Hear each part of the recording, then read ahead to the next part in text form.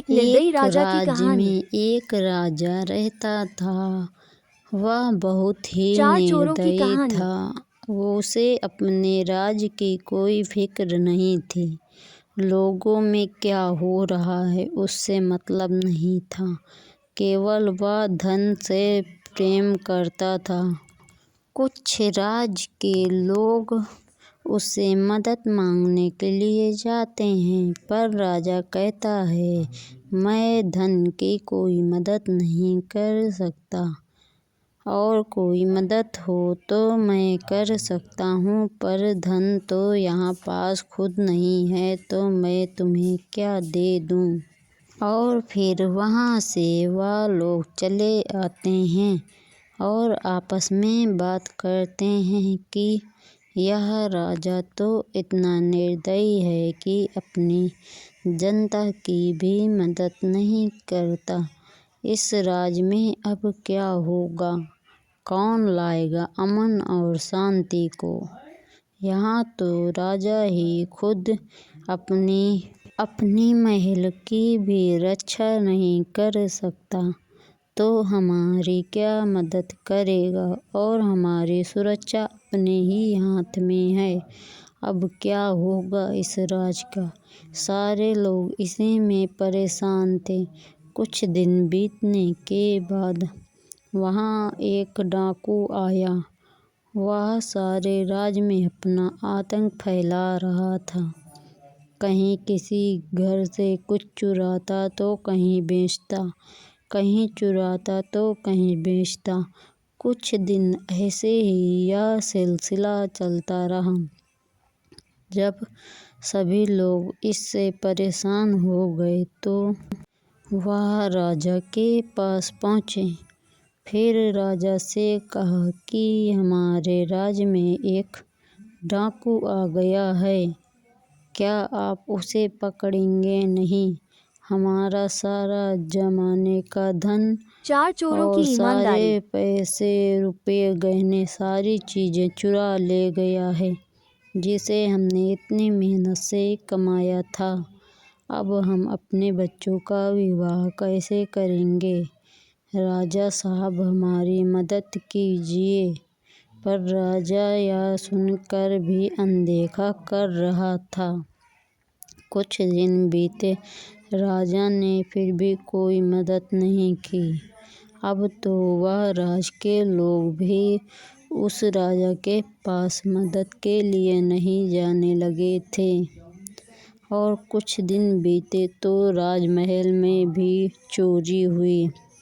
राजा का सारा धन और रुपये, गहने, सारी चीज़ें वह डाकू चुरा ले गया। फिर राजा ने सुबह उठा, देखा कि मेरा सारा धन कहाँ गया। तो फिर वह बाहर महल के आकर यह डंक पिटवाया कि मेरे घर से चुराया किसने है। सभी राज्य के वासी वहाँ पास एकत्रित हुए, और जब राजा ने सभी से पूछा तो सभी लोगों ने कहा कि महाराज, हमने तो आपसे पहले ही कहा था कि यह डाकू को आप पकड़वा लीजिए, पर आपने हमारी बात नहीं मानी। अब क्या होगा? राजा साहब, आप भी कोई उपाय बता सकते हैं। तो राजा कुछ देर सोच विचार करने के बाद यह बोला कि अब ठीक है, मैं वह चोर को देखता हूँ कहाँ चोरी करता है। आज रात कहाँ की बारी है। फिर वह गांव वालों का भेष बनाकर अपने राज्य में घूमने लगा। जब राज्य में घूमने लगा रात में, तो वहाँ उसे 4 चोर मिल गए। वह चोर चोरी करने की योजना बना रहे थे। वह चोर जब चोरी करने की योजना बना रहे थे तो राजा भी वहाँ पास पहुँच गया और चोरों से बोला, क्यों भाई, क्या योजना बन रही है?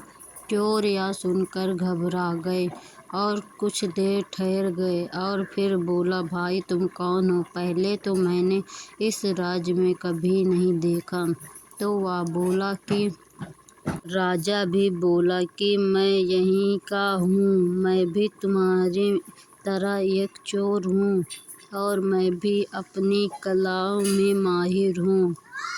और उन चारों चोरों में एक एक खूबी थी।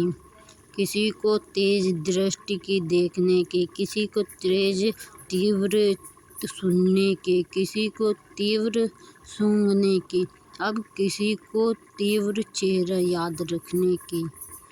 इन चारों में अलग अलग खूबियाँ होने के कारण वह चारों अपनी अपनी खूबियाँ गिनाने लगे। राजा भी सुन रहा था। वह भी बोला कि मुझे भी ले चलो, मैं भी अपनी कलाएं दिखाना चाहता हूँ। तो वह चोर थोड़ी देर हिचकिचाए और फिर बोले, तुम वहाँ क्या करोगी जाकर? तुम्हें तो हमें पता ही नहीं कौन सी खूबी है। तो वह बोलता है, मैं एक से एक तिजोरी का ताला तोड़ देता हूँ। तो फिर थोड़ी देर सोच विचार न करने के बाद चोरों ने कहा, चलो ठीक है, आज तुम्हारी किस्मत आजमाते हैं, क्या होगा। तो फिर राजा ने बोला, फिर आज कहाँ की बारी है। तो उन चोरों में जो सरदार था उसने बोला कि मैंने सुना है राज के राजकोषी धन में बहुत सारा हीरे जवाहरात सोने चांदी से भरा हुआ है, क्यों ना आज राजकोष की ही चोरी की जाए। चलो ठीक है, सारे लोग बोले। अब चोर सोचने लगे कैसे जाया जाए। फिर रात गहरी होने लगी और वह चारों पांचों चोर चल दिए वहाँ से। कुछ राजमहल की कुछ दूरी पर ही वह थोड़ी देर ठहरे और ये सोचने लगे कि कितना राजमहल के अंदर कितना खतरा हो सकता है। और यह सोच ही रहे थे तभी एक कुत्ते की भौंकने की आवाज़ आई। तो वह जो चोर था वह कुत्तों की भाषा भी जानता था। वह सोचने लगा, यह कुत्ता तो कह रहा है कि हमारे बीच एक कोई राजा है। पर वह सबको यही बात बताता, लेकिन कोई मानने को तैयार ही ना था। अब क्या होगा। फिर कुत्ता शांत हुआ। फिर पांचों महल के अंदर धीरे धीरे जाने लगे। तो फिर वह पांचों जब महल के अंदर जाते हैं तो बोलते हैं, अब यहाँ राजमहल का राजकोष कहाँ है, हमें तो पता ही नहीं। फिर राजा बोलता है, मुझे तो उस तरफ से महक आ रही है सोने चांदी हीरे जवाहरात की। तो पांचों बोलते हैं, अच्छा, क्या तुम सही कह रहे हो।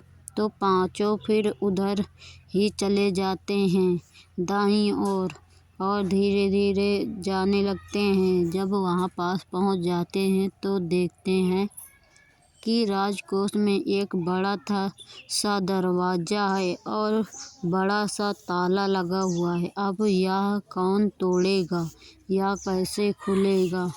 रात गहरी, सारे सिपाही सो चुके थे। अब राजा बोलता है, वहाँ पास कुछ सामान पड़ा हुआ है, उससे शायद टूट जाए ताला। अब वह ताला को फिर तोड़ने के बाद वह चारों पांचों उस खजाने को पूरा सफा कर कर वहाँ से निकल जाते हैं। फिर राजा अपने राजमहल में लौट जाता है। जब सुबह होती है तो वह सभी लोग देखते हैं कि राजमहल में चोरी हो चुकी है। जब राजमहल में देखा जाता है तो वहाँ कुछ भी धन नहीं था। अब क्या होगा। जब राजा को यह बात पता चलती है तो वह थोड़ा अचंभित होता है, लेकिन उसे पता होता है कि यह चोरी तो मैंने की है।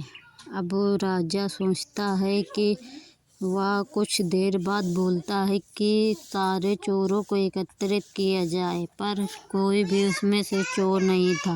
राजा को तो पता ही था कि किसने चोरी की है।